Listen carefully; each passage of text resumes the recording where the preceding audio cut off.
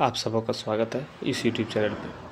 तो ये जो है किसी के द्वारा हमारे पास चलिए, तो इस वीडियो में जो हम लोग देखने वाले हैं वो क्लास 12वीं का जो है आपका ज्योग्राफी हम लोग देखेंगे। ठीक है, तो वीडियो में लास्ट तक बने रहिएगा। इसमें MCQ प्रश्न हम लोग देखने वाले हैं और ये बहुत इंपॉर्टेंट प्रश्न है, किसी के द्वारा सेंड किया गया प्रश्न है। चलिए आगे देखते हैं, हम लोग क्वेश्चन को सीधा देखते हैं, है ना।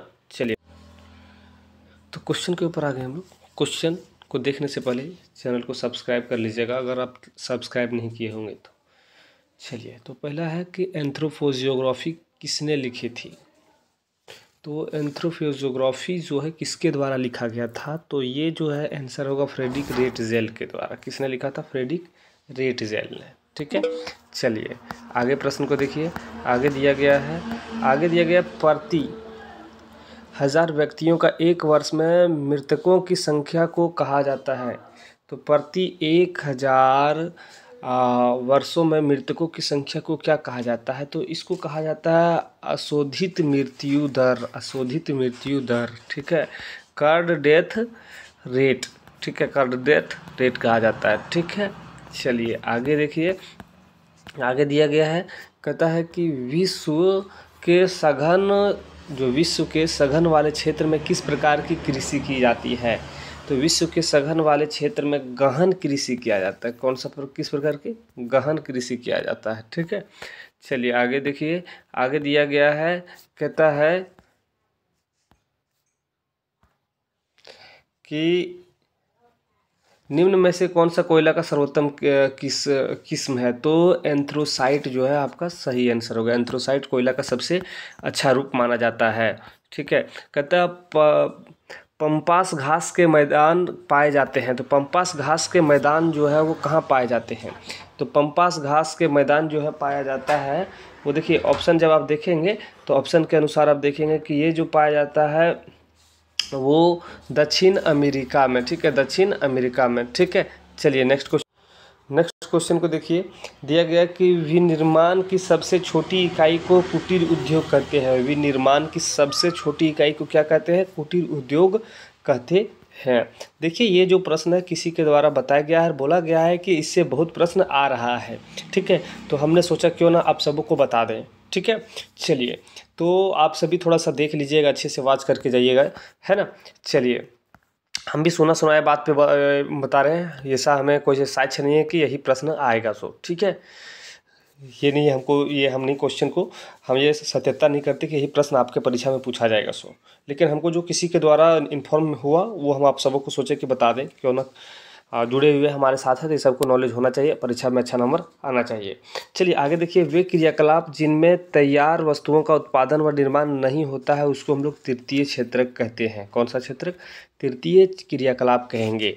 ठीक है, इस क्रियाकलाप में वस्तुओं का उत्पादन व विनिर्माण नहीं होता है। ठीक है, आगे देखिए। आगे दिया गया कि पर्यटन उदाहरण है। पर्यटन का उदाहरण कौन सा है? तो पर्यटन का जो उदाहरण होगा, ध्यान दीजिएगा, देखिए पर्यटन का उदाहरण जो होगा यहाँ पे दिया गया है, टूरिज्म इज एन एग्जाम्पल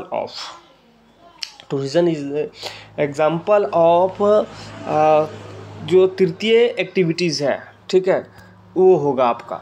ठीक, तो आपका इसमें क्या हो जाएगा? तृतीय क्रियाकलाप। ठीक, तृतीय क्रियाकलाप।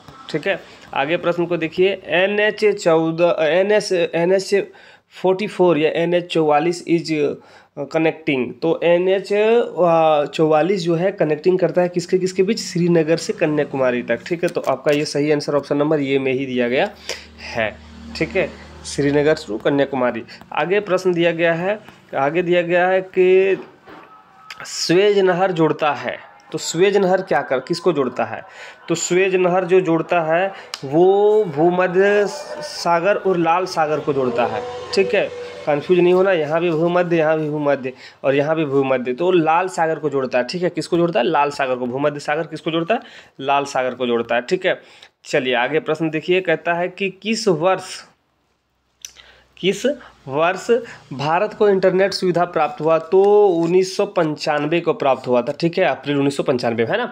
तो 1995 आप याद रखिए, 1995 में प्राप्त हुआ था। आगे दिया गया कहता है कि निम्न में से प्राचीन शहर कौन सा है? तो देखिए प्राचीन शहर, सबसे प्राचीन जाइएगा तो आपका पटना होगा, ठीक है, जिसको पाटलिपुत्रा कहते थे।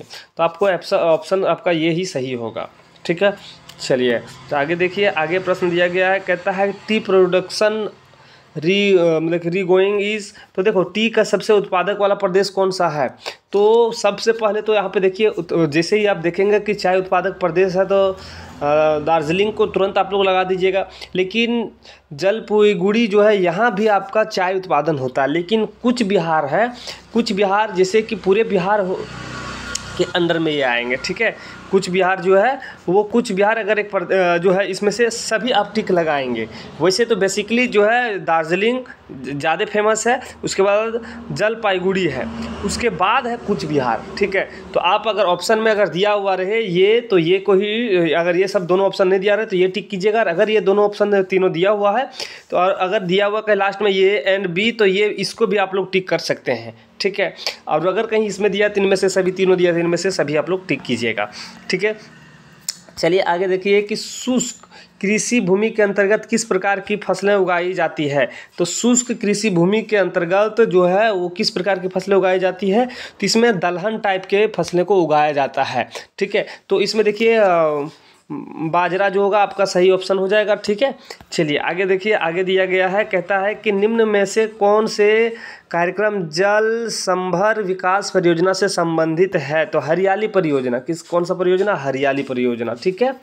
चलिए आगे देखिए, आगे दिया गया कहता है कि भारत के किस राज्य में नोवा मुंडी तथा गुआ खदानें स्थित है? तो ये झारखंड में स्थित है। कहाँ पे? झारखंड में, ठीक। चलिए आगे देखिए, आगे प्रश्न को देखिए, आगे देखिए, ध्यान दीजिएगा। हाजीरा विजयपुर जगदीशपुर संबंधित है, तो गैस पाइपलाइन के लिए संबंधित है। ये किसके लिए? हाजीरा विजयपुर जगदीशपुर किससे संबंधित है? तो गैस पाइपलाइन के लिए, जो आपका ऑप्शन नंबर ये में दिया गया है। आगे दिया गया है, देखिए किस देश की सहायता से बोकारो इस्पात संयंत्र की स्थापना की गई थी? तो ये जो देश था वो सोवियत संघ था, जिसके द्वारा ही बोकारो में इस्पात संयंत्र की स्थापना की गई थी, जो आपका सही होगा ऑप्शन नंबर ये, ठीक है, सोवियत संघ, ठीक। आगे दिया गया कि दक्षिण भारत का मैनचेस्टर किस शहर को कहा जाता है? तो कोयम्बतूर को। किसको कहा जाता है? कोयम्बतूर, ठीक है। कोयम्बतूर को दक्षिण भारत का मैनचेस्टर कहा जाता है, ठीक है। चलिए आगे देखिए, आगे प्रश्न दिया गया है, कहता है कि पर्वतीय क्षेत्रों में किस प्रकार के अधिवास पाए जाते हैं? तो पर्वतीय क्षेत्रों में किस प्रकार के अधिवास, मतलब कि उसका मकान पाया जाता है, घर पाया जाता है, ठीक है ना, किस प्रकार के पाए जाते हैं? फाउंड इन माउंटेन्स सेटलमेंट, हाँ तो दिया हुआ था इसमें। देखिए यहाँ पे देखिए, इसमें जो है सीढ़ीदार, किस प्रकार का? सीढ़ीदार पाया जाता है, ठीक है। चलिए आगे देखिए, सीढ़ीदार घर पाया जाता है, वृत्ताकार भी पाया जाता है, आयताकार भी पाया जाता है, लेकिन बेसिकली जो है वो सीढ़ीदार होते हैं। तो आपका सही ऑप्शन सीढ़ीदार ही होगा, ठीक है। आगे देखिए दिया हुआ कि भारत में कितने राज्य हैं? तो भारत में जो है वो कितने राज्य हैं? 28 स्टेट हैं, ठीक है। चलिए आपका सही ऑप्शन है ऑप्शन नंबर ये। आगे देखिए दिया हुआ है, कहता है कि विभिन्न आयु समूहों में लोगों की संख्या को क्या कहते हैं? तो विभिन्न आयु समूहों के लोगों की संख्या को क्या कहते हैं? तो यहाँ पे दिया गया है, देखिए इसका सही आंसर हो जाएगा आपका आयु, ठीक है, संरचना, आयु संरचना, आयु संगठन दिया हुआ ना, तो आपका सही होगा ऑप्शन नंबर बी, आयु संरचना ही होगा, ठीक है। आगे देखिए, आगे दिया हुआ है कि हेड क्वार्टर ऑफ ओपेक, मतलब कि ओपेक का मुख्यालय कहाँ पे है? तो ओपेक का मुख्यालय जो है वो कहाँ पे है? तो ओपेक का मुख्यालय जो है वो वियना में है। शुरू में इसकी स्थापना कौन कौन देश? 5 देश मिल के किया हुआ था, ठीक है। अभी उसमें बहुत सारे सदस्य हैं, लेकिन इसका जो मुख्यालय है वो वियना में है, ठीक है, वियना में है। चलिए आगे देखिए, आगे दिया गैर परंपरागत ऊर्जा स्रोत के उदाहरण है। तो गैर परंपरागत ऊर्जा स्रोत के उदाहरण है, देखिए सौर ऊर्जा, पवन ऊर्जा और जैव ऊर्जा, ये तीनों ऊर्जा जो है आपका गैर परंपरागत ऊर्जा स्रोत के एग्जाम्पल हैं। ठीक है, और परंपरागत ऊर्जा का स्रोत जैसे कि हम लोग परंपरा से चलते हुए आ रहा है, क्या आ रहा है, लकड़ी का जलाना, है ना, कोयला जलाना, तो ये सब परंपरागत ऊर्जा स्रोत है। लेकिन सूर्य को जलाना, पवन से विद्युत जो बनाया जाता है उसका जैव, ये सब जो है आपका गैर परंपरागत ऊर्जा स्रोत में होगा। ठीक है, तो ये इनमें से सभी आप टिक कीजिएगा। और आगे दिया हुआ प्रश्न है, कहता है कि ध्वनि प्रदूषण का मुख्य स्रोत है। ठीक है, तो ध्वनि प्रदूषण का मुख्य स्रोत क्या है? ध्वनि प्रदूषण किसको कहते हैं? जो आवाज़ है वो जितना एक 20 हर्ट्ज डेसिमल जो है, मतलब कि आप एक आवाज़ आपका अपर है, ठीक है, जो आपको शोरगुल लगे उसी को ध्वनि प्रदूषण कहते हैं। जैसे अभी हम बोल रहे हैं तो धीरे धीरे अगर बोलेंगे तो ये ध्वनि प्रदूषण के अंडर में आएगा, लेकिन न के बराबर आएगा। लेकिन यही अगर हम यहाँ पे एक डीजे लगा लें और उसके बाद बोलें तो ये ध्वनि प्रदूषण कहलाएगा। तो मोटर वाहन से भी ध्वनि प्रदूषण होता है, उद्योग से भी ध्वनि प्रदूषण होता है, लाउड स्पीकर से भी ध्वनि प्रदूषण होता है। ठीक है, तो इसमें से आप टिक लगाएंगे इनमें से सभी। ठीक है, तो इसमें हम लोग 25 MCQ प्रश्न देखें। अगर आप सबों को अच्छा लगे और अगर इससे परीक्षा में लड़े तो आप लोग कमेंट कीजिएगा, और वीडियो अच्छा लगे तो वीडियो को लाइक कीजिएगा, चैनल को सब्सक्राइब कीजिएगा और आप हमें सपोर्ट कीजिएगा। चलिए वीडियो को हम लोग समाप्त करते हैं, फिर मिलते हैं नए सब्जेक्ट का नया पार्ट लेकर। आपका एग्ज़ाम है, आपका एग्ज़ाम अच्छा से जाए, आपसे ही हम चलिए वीडियो को समाप्त करते हैं। जय हिंद।